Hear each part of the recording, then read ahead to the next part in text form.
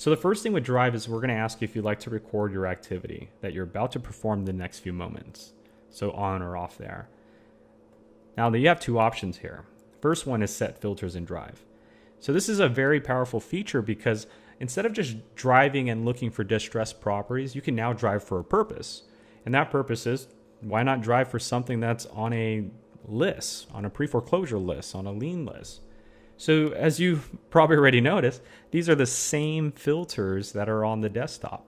The difference is that you're looking for a radius instead of a market, right? You're not searching a city, you're not searching a zip, you're searching for what's around you. Because the idea is we're going to be driving to that area or that property. So the idea here is we're going to use these filters on the left-hand side. So I want a, let's say, non-owner occupied property that's occupied. I'd like for it to have a lien. I want it to be a residential single-family property. I have MLS status, so let's make sure it's off market. I want the owner to have owned this property for 5 years minimum. Make sure it's an individual. And let's say we want to make sure it has some equity, about 50% minimum equity.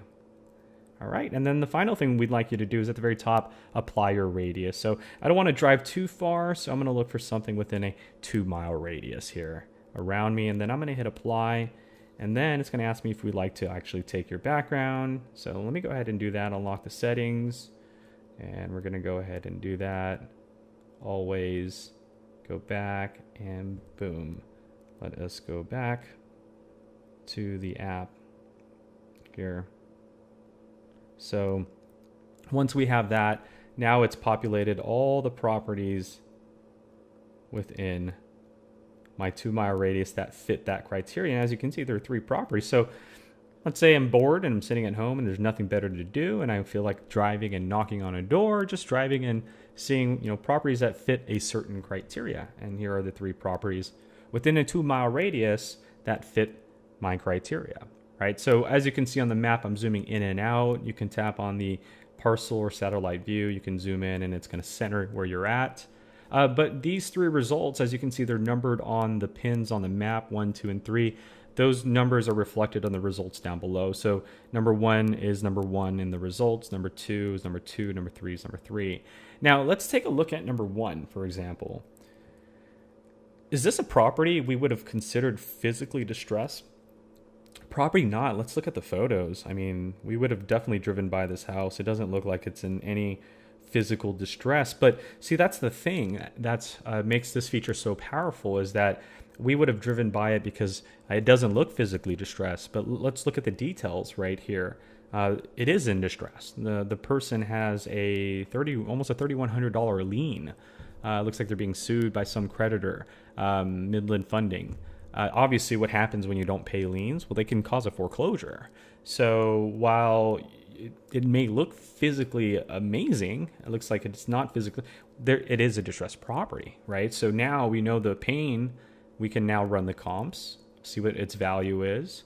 And then, what's the equity? Oh, there's a lot of equity, and the mortgage is very low. So if these properties are in the $901 million range and their mortgage is about $360, I mean, we can offer them $600 in cash and they'd still be happy. And there's still a lot of bone on that meat, or a lot of meat on that bone, right? So very important. And so to know that this property is, in my neighborhood, facing a distressed situation, and it looks amazing, that's a good sign. I probably would have driven by it because I never would have imagined a property like this would need some help, but it has the right numbers, and now I can skip trace it. And now I can, send a postcard if I will, or I can just drive. If I'm going to go knock on the door, I can now just drive to that property and see if the owner would talk directly. And again, once we get there, we can tag it and we can favorite it if it, meets our numbers. So at the very bottom, you'll see a blue bar, and that's your drive status bar. Click on that and it takes you back. And then we can go to the next property and then repeat that process. And, we can get the directions once we're ready to go to the property. Or again, we can skip trace, we can send postcards. So this is a set filter and drive. The idea here is, you can piggyback off the data that we have on the desktop and look for properties that meet a certain criteria within a certain radius. And again, that blue status bar at the bottom is going to record the duration of this drive, the distance you've traveled, the stops. You also have the edit filters. You can view and edit your filters. And then you can end your drive, which is going to prompt you to save the drive. If you save it, it's going to ask you to name that drive. So you can name it, and then you can either save it or hit cancel. If you save it, it's going to store it in the more area. I'll show you that in just a few. And then you have the just drive. So just drive is designed to just record what you're doing. So as you're out there driving and you're doing your own kind of freestyling drive, you're going to be driving around and you're going to come across a property, and so you're just going to tap on that parcel, and then you can go into the details. You can just favorite it and it will send it into your favorites folder. But the idea again is it's just to log what you're doing as you're out there driving, as you're out there saving. You're going to be able to log these properties, favorite them, go from there.